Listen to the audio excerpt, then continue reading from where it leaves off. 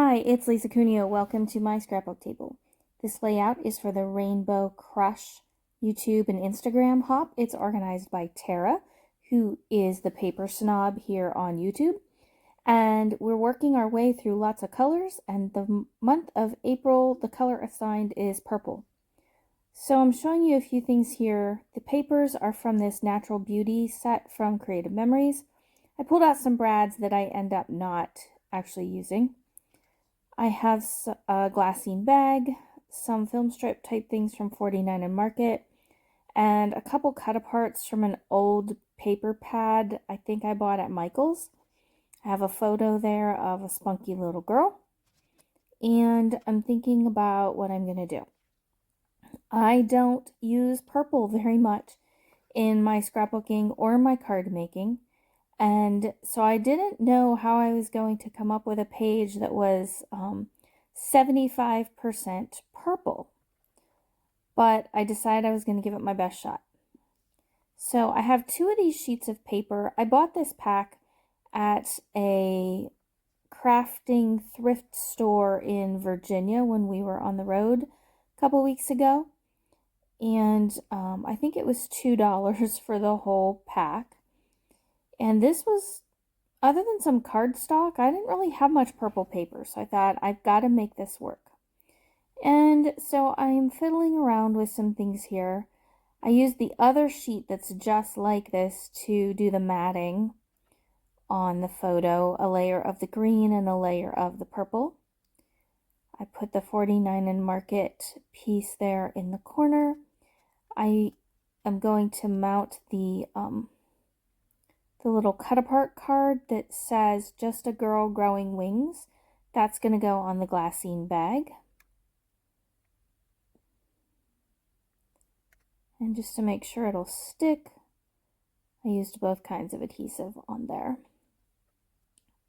I can't use a glassine bag without thinking of Kelsey, who used to share her scrapbooking layouts here on YouTube. She is not doing that anymore. I'm not sure if she's just taking a break or she's done completely, but I always admired her work, and she introduced me to glassine bags, so to speak, and so I always think of her when I use one. So I'm cutting this piece apart, and I want it to be straight, so just using the T-square ruler. I can't find my good one at the moment, so I'm using this one. There we go.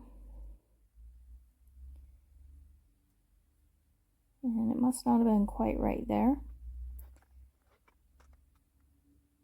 And that is where that's going to go, and this is going to be tilted the other way right beside it. I didn't get to tuck it in quite as much as I wanted because it was going to cover up the some of the words. So I took some time and cut out that butterfly there. I have a tray of some other butterflies, but none of them were the right colors. So I trimmed this out, and I'm sorry for the jump there. I forgot to add the transitions nicely. So there's going to be a couple of those in this video. I have these feathers. They're metal. They're from Some Assemblage Required, and there were 3 gold ones in there. And since there's gold in the writing and gold on some of the butterflies, I decided to use them. And I pulled out some gold and white cord that I'm going to use to string those feathers on. And I have these ancient brads from Creative, or not brads, I forget what they're called. Maybe eyelets? They're kind of big, from Creative Memories, and I am going to use those to string the cord through and hang the feathers from. So I punched a hole with my Crop-A-Dile. I forced that eyelet down in there, and then I used the other part of the Crop-A-Dile to crimp it shut. I bet it's been, many years since I've used an eyelet. But I thought, hey, it'll work, because the feathers were too tiny to string like the whole way across, so I needed to create a smaller spot for them. And I just have them on here loosely at the moment. I do use some mini glue dots in just a little bit to fasten those and have them stay where I want them. And the paper from Creative Memories is pretty thin, so I put a little bit of cardstock behind those eyelets to reinforce the paper so it doesn't tear. Now I am gluing down some butterflies that I hand cut from a sheet of paper. It's the same paper pad that the 3x4 card is from. And so I put some adhesive in the center of the butterflies and some dimensional adhesive on the wings so that the wings stick up a little bit. And I think I did that for all the butterflies that I put on the page.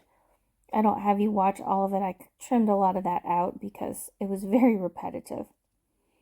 You'll see in a moment that I cut out, using the same paper that you see, here it is, I cut out some stems and leafy branches.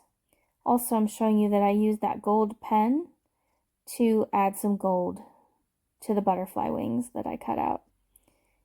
And this was a card from the same cut apart sheet, and I wanted to get it on here because I don't have anything else that's going to go with it later, and I just wanted to use it. So I tucked it there under the glassine bag, top and bottom.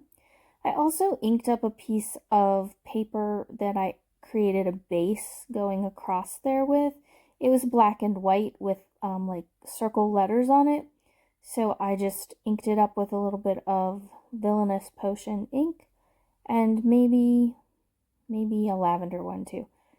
And now I am adding these purple stems and leaves because I just thought it needed something else. And I think I might not have 75% purple, but by the time I'm done, it's definitely the majority of the page that's purple. So I hope that's okay. And I'm adding these other butterflies, using some dimensionals on the wings again. Sorry, that's out of the frame there. I didn't realize that while I was filming.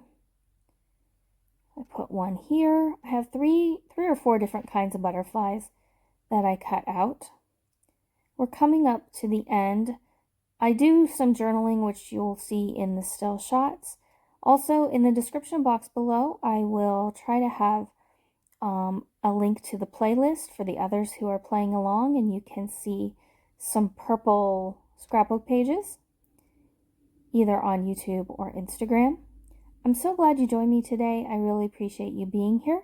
If you're new, I would love it if you would subscribe. And thanks again. I hope you get to create something very soon. Bye.